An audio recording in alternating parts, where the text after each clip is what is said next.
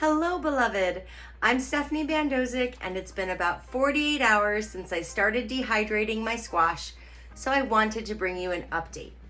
So this bottom tray was filled with squash. If you didn't see the last video, you can check it out to see how big that squash was.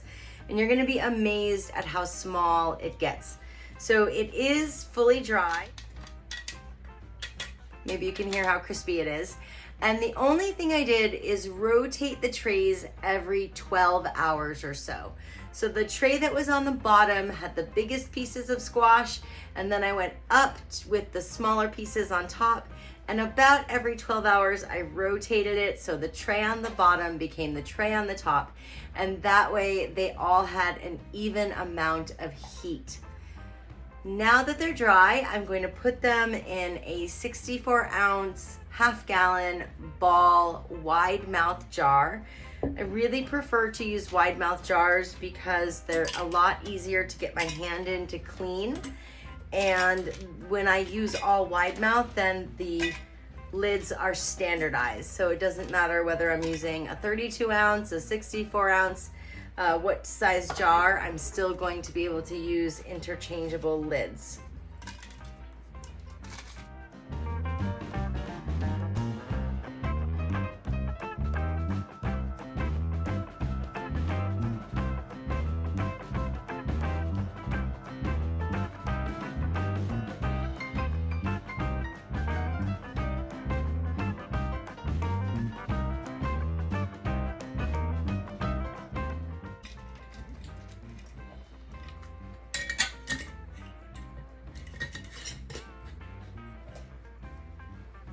Okay, so that huge squash in 48 hours dehydrated down to this jar, and I still have room to fill.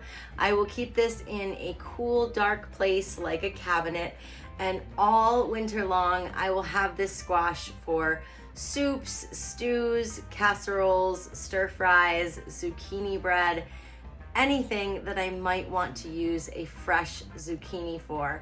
Instead of having to go out and try to find one, I will be able to pull out a homegrown, natural, organic zucchini that I've dehydrated and stored. And I really want to encourage you to learn how to preserve and store your food.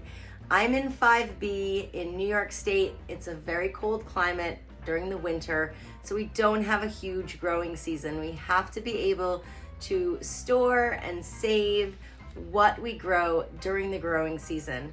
Our food supplies are very fragile.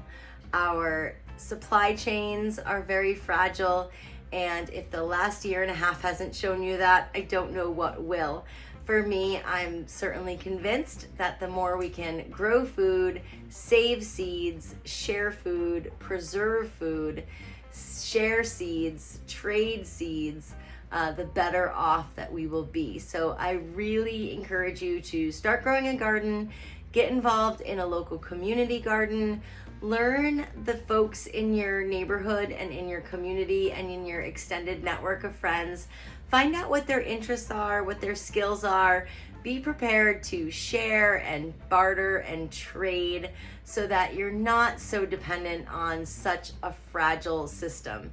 It's always better to have a prepared network ready, a community of people that you know have your back, and be ready to have their back too, of course.